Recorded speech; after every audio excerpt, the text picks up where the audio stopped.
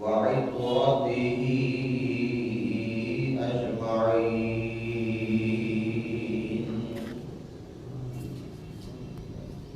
أما بعد فأعوذ بالله من الشيطان الرجيم. بسم الله الرحمن الرحيم.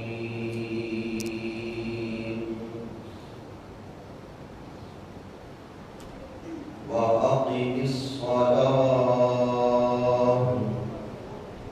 إن الصلاة تنهى عن الفحشاء والمنكر. صدق الله مولانا العلي العظيم.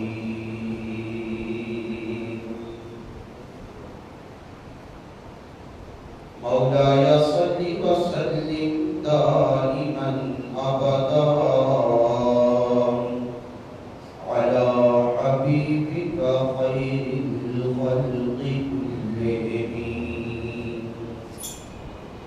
محمد سيد الكونين والثقلين والفريقين من عرب ومن عجم. هو الحبيب الذي ترجى شفاعته لكل هول من الأهوال مقتحمين. يا رب بالمصطفى بلغ مقاصدنا واغفر لنا ما مضى يا واسع الكرم.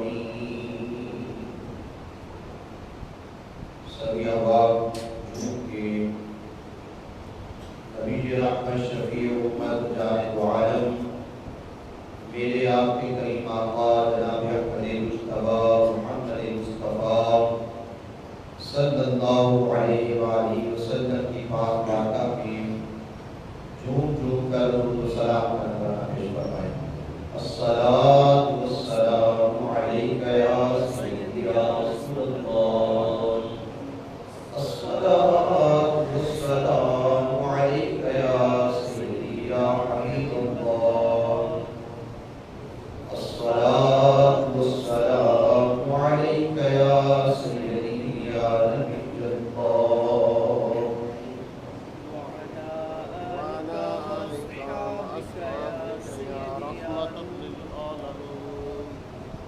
لائق صدر کرام معزز و مکرم سامعین کرام، دوستو، بزرگوں، عزیز ساتھیوں، پچھلے جمعہ مبارک کے موقع پر ہم نے معراج النبی صلی اللہ علیہ وآلہ وسلم کا ذکر کیا تھا اور ہماری گفتگو کا تانتا اس بات پر ٹوٹا تھا کہ اللہ کے رسول میرے اور آپ کے کریم آقا رب کی بارگاہ سے نماز کا تحفہ لے کر اپنی امت کے پاس آئے. سامعین گرامی قدر، سارے فرائض حکم ہیں، سارے فرائض حکم ہیں، لیکن نماز تحفہ ہے. اور اللہ رب العالمین نے سارے کے سارے فرائض جب عطا کیے تو زمین پہ عطا کیے. روزہ عطا کیا تو زمین پہ حکم آیا، زکوٰۃ کا حکم آیا تو زمین پہ آیا، حج کا حکم آیا تو زمین پہ آیا. لیکن نماز اس قدر افضل و اعلیٰ عبادت ہے، جب اللہ نے اسے عطا کرنا چاہا تو اپنے محبوب کو اپنے پاس بلا لیا اور اپنے پاس بلا کر خالق کائنات نے نماز کا تحفہ عطا فرمایا۔ نماز اللہ کا بلاوا ہے۔ رب کی بارگاہ سے ایک سندیشہ آتا ہے کہ میرے بندے آجا میری بارگاہ میں، اگر ایمان کی تقویت چاہتا ہے، اپنے ایمان کو تر و تازہ کرنا چاہتا ہے، گناہوں سے بچنا چاہتا ہے، فحاشی سے بچنا چاہتا ہے، برے کاموں سے بچنا چاہتا ہے، تو میرے بندے آجا اور آ کر اپنے رب کی بارگاہ میں جھک جا۔ قرآن کہتا ہے وَآقِمِ الصَّلَاةَ، لوگوں نماز قائم کرو۔ مولا نماز کیوں قائم کرے؟ نماز سے ملے گا کیا؟ فرمایا إِنَّ الصَّلَاةَ تَنْهَىٰ عَنِ الْفَحْشَاءِ وَالْمُنکَرِ، نماز وہ چیز ہے جو بندے کو فحاشی سے اور برے کاموں سے روک لیتی ہے۔ بندہ برائیوں سے بچ جاتا ہے، گناہوں سے بندہ بچ جاتا ہے۔ اور بات یاد رکھیں، اگر نماز بھی جاری ہے اور گناہ بھی جاری ہے، نماز بھی جاری ہے اور فحاشی بھی جاری ہے، نماز بھی جاری ہے اور جھوٹ بھی جاری ہے، نماز بھی جاری ہے اور دھوکہ بھی جاری ہے، نماز بھی جاری ہے اور دغا بھی جاری ہے، تو یاد رکھو یہ نماز نماز نہیں ہے۔ نماز وہ کہلاتی ہے کہ بندہ رب کی بارگاہ میں جھکے اور ادھر سے جب نکلے گناہ کی طرف بڑھنے لگے تو رب کا خیال آ جائے، اللہ یاد آ جائے اور بندہ گناہ سے رک جائے، یہ نماز ہوتی ہے۔ کیونکہ قرآن کا فیصلہ ہو گیا کہ اصل نماز وہ ہے جو بندے کو برائی سے بچا دے، اصل نماز وہ ہے جو بندے کو فحاشی سے بچا لے، اصل نماز وہ ہے جو بندے کو دھوکے بازی سے بچا لے، لوگوں سے جھوٹ بولنے سے بچا لے، لوگوں کو دغا دینے سے بچا لے، سود کھانے سے بچا لے، بڑی بڑی برائیوں سے جو بچا لے وہی اصل نماز ہے۔ اور احباب گرامی قدر، نماز جو ہے یہ اسلام کا بنیادی ترین رکن ہے، اہم ترین رکن۔ نبی کریم صلی اللہ علیہ وسلم نے فرمایا لوگوں ان اول ما یحاسب به العبد یوم القیامہ الصلاۃ، لوگوں بندے سے قیامت کے دن جب رب کے حضور پیشی کے بعد جو پہلا سوال پوچھا جائے گا آقا وہ کیا ہوگا؟ تو میں پہلا سوال نماز کے بارے میں ہوگا کہ نماز فرض تھی، کتنی نمازیں ادا کی، کتنا میری بارگاہ میں جھکتا رہا، کتنا میری بارگاہ میں آتا رہا۔ اور یاد رکھیں نمازی اور بے نمازی برابر نہیں ہوتے، نمازی اور بے نمازی برابر، ہم اپنی نظر میں تو برابر نظر آ رہے ہوں گے ایک دوسرے کو، لیکن رب کی نظر میں نمازی اور بے نمازی برابر، بولیے نمازی اور بے نمازی برابر نہیں۔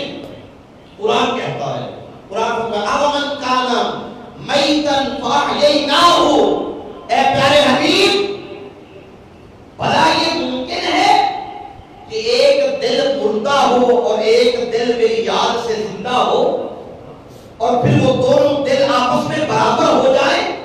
کیا مردہ اور زندہ آپس میں برابر ہو سکتے ہیں؟ آپ بتائیے بھلا مردہ اور زندہ آپس میں برابر ہو سکتے ہیں؟ نہیں ہو سکتے۔ کس طرح مردہ اور زندہ آپس میں برابر نہیں ہو سکتے ہیں، اسی طرح جو رب کے ذکر سے دور ہے، جو نماز سے دور ہے، اس کا دل مردہ ہے، اور جو رب کی بارگاہ میں جھکتا ہے اس کا دل زندہ ہے۔ فرمایا حبیب بھلا کیسے ممکن ہے، کیسے ممکن ہے کہ کوئی تو رات خراٹے لے لے کر سوئے اور کوئی رات اٹھ کر میری بارگاہ میں روئے اور دونوں برابر ہو جائے؟ ایسا ممکن نہیں ہے۔ کوئی تو غفلت میں پڑا رہے اور کوئی اٹھ کر مجھے مناتا رہے اور پھر برابر ہو جائے۔ کسی کو بستر پیارا ہو اور کسی کو ہماری یاد پیاری ہو اور پھر دونوں برابر ہو جائے؟ حبیب یہ نہیں ممکن، یہ کبھی بھی نہیں ہو سکتا۔ جو دل میری یاد میں لگا رہتا ہے وہ دل زندہ ہے، اور جو دل میری یاد کو بھول گیا ہے وہ دل مردہ خدا ہے.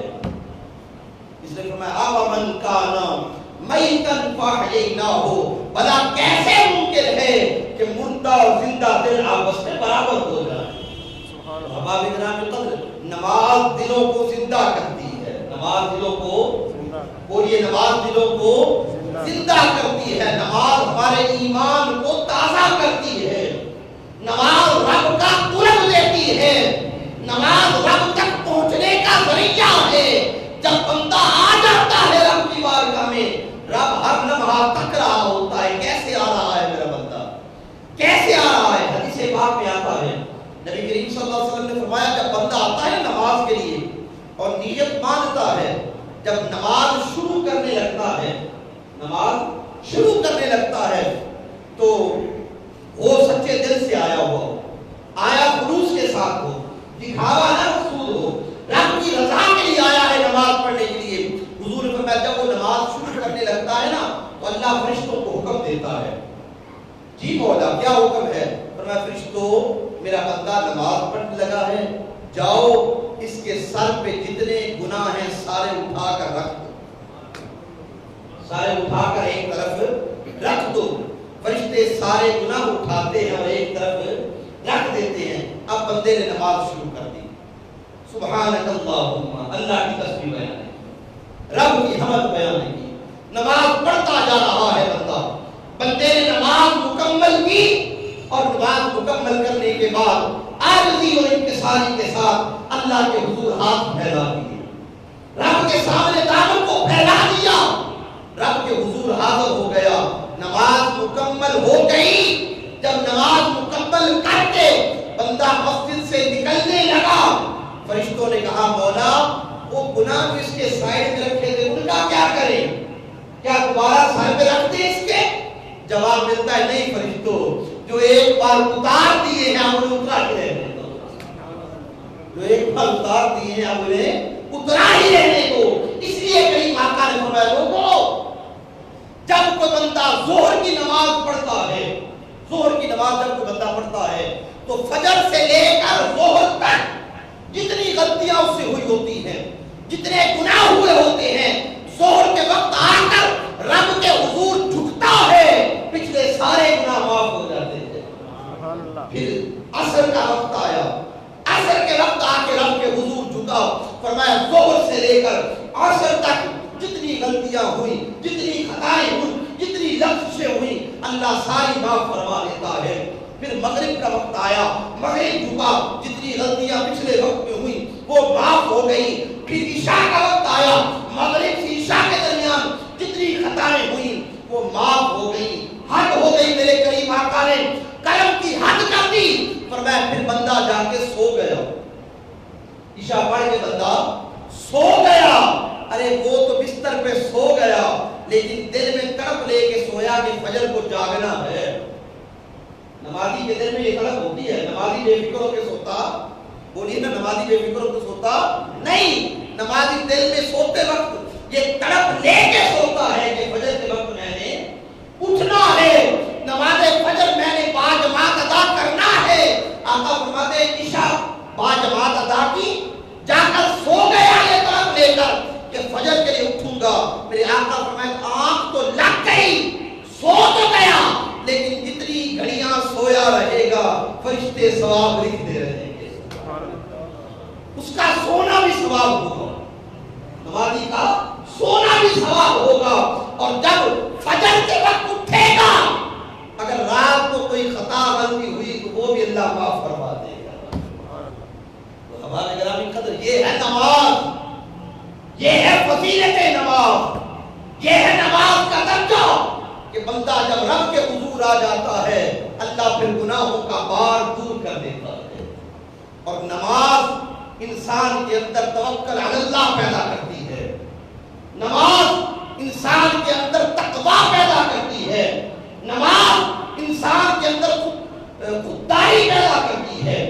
جو رب کے حضور جھک جاتا ہے پھر وہ بندے بندے کے آگے جھکتا، بولیے نا بندے بندے کے آگے جھکتا نہیں ہے. اور جو رب کے حضور نہیں جھکتا پھر وہ بندے بندے کے آگے جھکتا کرتا ہوتا ہے. عزت پانے کے لیے، نام پانے کے لیے پھر بندے بندے کے لیے علامہ اقبال نے کہا تھا یہ ایک سجدہ، ارے بندہ مومن یہ ایک سجدہ جسے تو گرا سمجھتا ہے، یہ ایک سجدہ جسے تو گرا سمجھتا ہے، ہزار سجدوں سے دیتا ہے آدمی کو نجات۔ بندہ ایک رب کے حضور جھک کر لاکھوں لوگوں کے سامنے جھکنے سے بچ جاتا ہے۔ تو احباب گرامی قدر یہ نماز ہے۔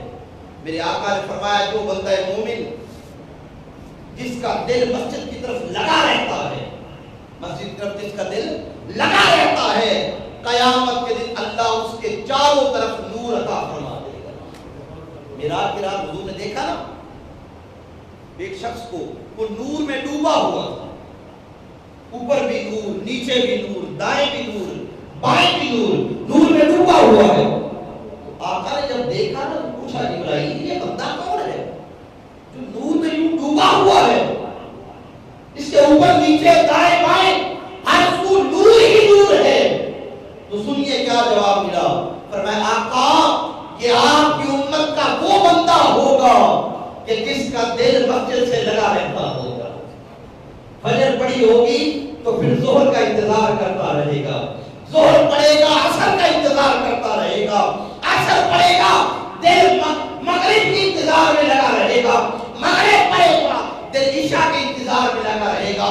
ارے دوستو جس کا دل مسجد سے جڑا رہے گا اللہ اسے اپنے نور سے ڈھانپ لے گا، جو نور سے ڈھانپ جائے گا تو پتہ یہ چلا پھر وہ سیدھا جنت میں ہی داخل ہو جائے گا۔ تو احباب گرامی قدر یہ نماز ہے، نماز بہت ضروری ہے۔ میرے آقا معراج کی رات رب کا دیدار کر کے آئے، رب کا قرب خاص پا کر آئے۔ رب کا قرب خاص پانا، رب کے قرب خاص میں جانا یہ حضور کی معراج تھی، اور نماز کا تحفہ امت کے لیے لے کے آنا یہ امت کی معراج ہے۔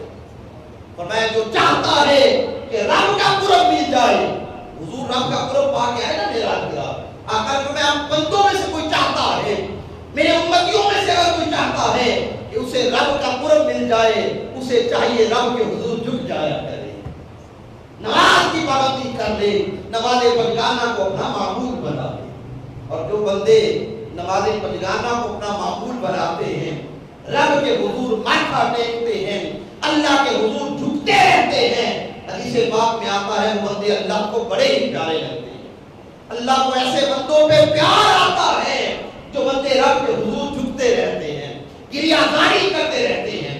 احباب کرام قدر حدیث پاک میں آتا ہے، میرے آقا فرماتے ہیں ایک شخص پچھلی رات کو اٹھا، پچھلی رات کو ایک بندہ اٹھا، اٹھ کر اس نے اپنی اہلیہ کو اٹھایا، اپنی گھر والی کو اٹھایا، خود بھی اٹھا اور گھر والی کو کہا اللہ کی بندی اٹھ چل نماز پڑھتے ہیں، چل رب کے حضور جھکتے ہیں، چل نفل ادا کرتے ہیں۔ یہ ارادہ لے کر جو بندہ اٹھا، حضور فرماتے ہیں وہ اٹھا، بیوی کو اٹھایا لیکن گھر والی نہ اٹھی، گھر والی نہ اٹھی، وہ گیا جا کے اس نے وضو کیا اور وضو کر کے چلو میں تھوڑا سا پانی لیا اور لا کر گھر والی پر پھینک دیا، محبت سے اس پر پانی کے چند قطرے پھینک دیے، اسے جگایا، وہ بھی اٹھ کھڑی ہوئی، اس نے پہلے وضو کر لیا تھا، اس نے بھی وضو بنا لیا، اس نے بھی وضو کر لیا۔ اب ایک طرف بندے نے مصلی بچھایا، یہ کھڑا ہو گیا، اور دوسری طرف وہ اللہ کی بندی کھڑی ہو گئی۔ حدیث پاک میں آتا ہے میرے آقا فرماتے ہیں کہ جس گھر میں یہ عمل ہوتا ہے کہ یوں پیار سے اس نے اپنی اہلیہ کو اٹھا کر خود بھی پچھلی رات اللہ کے حضور کھڑا ہو گیا، گھر والی کو بھی اللہ کے حضور کھڑا کر لیا، جب یہ دونوں نفل شروع کر دیتے ہیں میرے آقا فرماتے ہیں اللہ فرشتوں کو کہتا ہے فرشتوں جی ہوگا، اور دیکھو تو صحیح میرے بندے، دیکھو تو صحیح میرے بندے۔ اور حدیث پاک میں آتا ہے اللہ کریم اپنے ان بندوں کو پھر دیکھ کر مسکرا پڑتے ہیں، تبسم فرماتے ہیں جب بندہ یوں اللہ کے حضور آ کر جھک جاتا ہے۔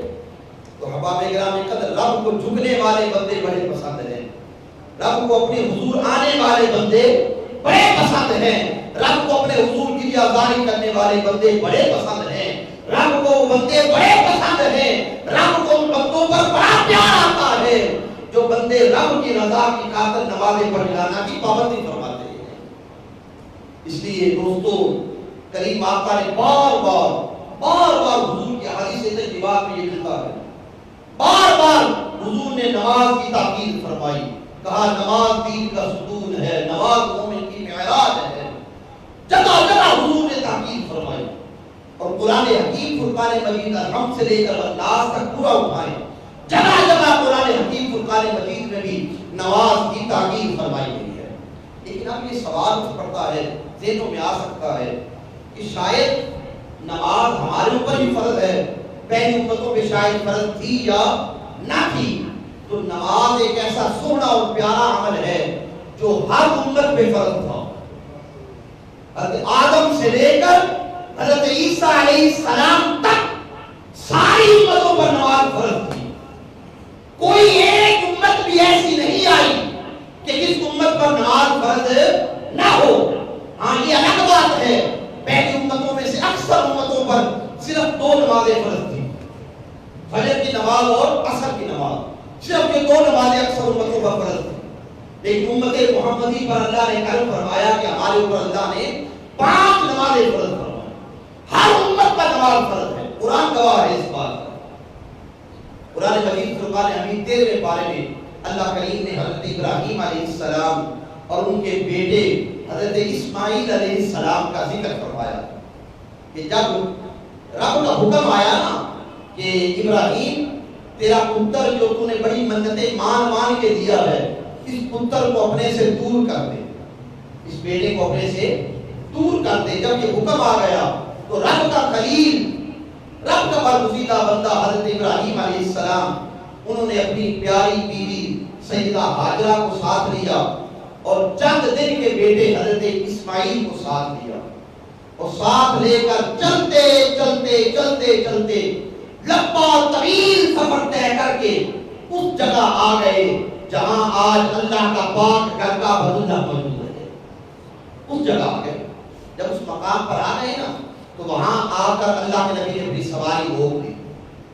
سواری روکنے کے بعد بیوی کو نیچے اتارا، بچے کو نیچے اتارا، سواری پر چند کھجوریں تھی وہ بھی اتار لی، اب بیوی کو وہاں بٹھا دیا، بچہ اس کی گود میں دے دیا، وہ چند کھجوریں تھی وہ بھی دے دی، ایک مشکیزے میں تھوڑا سا پانی تھا وہ بھی دے دیا، اور یہ سب کچھ حوالے کرنے کے بعد رب کا نبی چل پڑا، واپس چل پڑا۔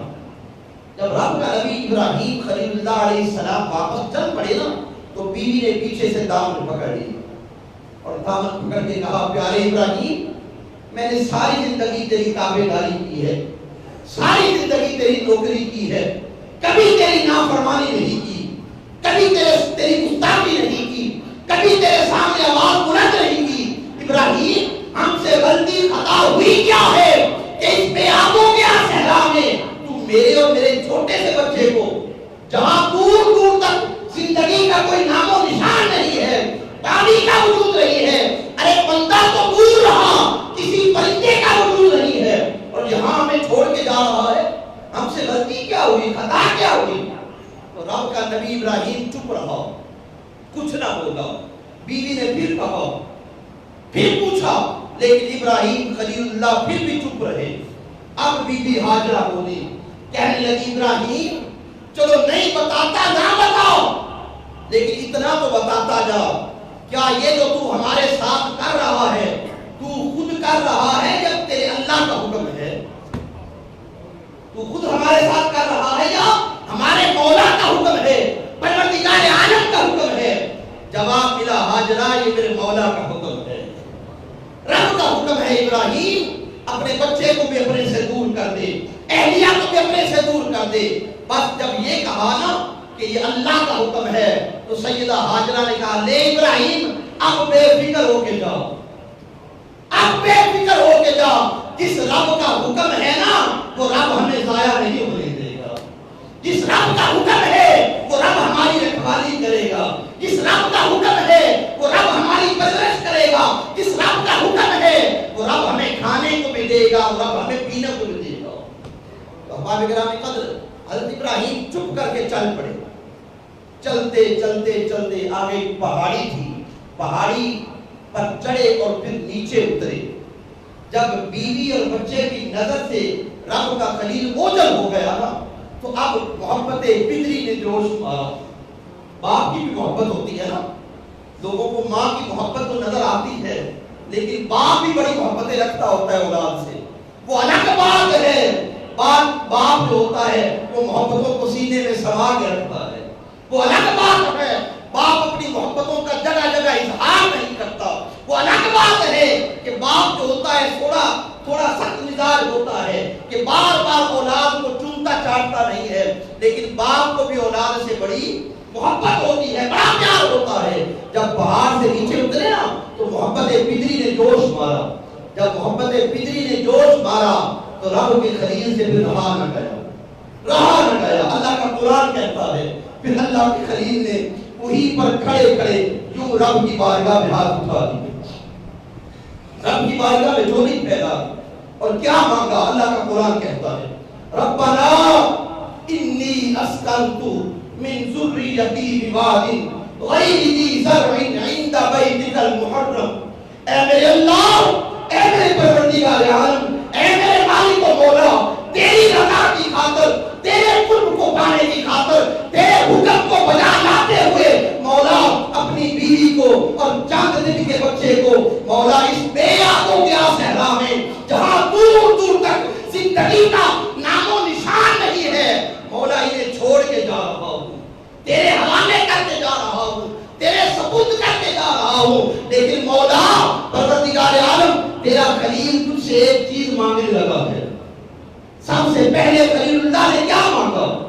ये नहीं कहा मौला मेरे पुत्र की हिफाजत करना, ये नहीं कहा मौला मेरी बीवी की हिफाजत करना, ऐसा कुछ नहीं मांगा। मांगा क्या रब की बारगाह में? सुनिए रब का कुरान क्या कहता है। रब के खलील ने कहा, मौला इस वादिए गैर ज़ी ज़रा में अपने बच्चे को और बीवी को छोड़ के जा रहा हूँ। मौला तेरे बंदे इब्राहिम की एक ही तमन्ना है, रब्बना लियुकीमुस्सलाह। ऐ मेरे अल्लाह, मेरी बीवी को और मेरे बच्चे को नमाज का पाबंद बना दे।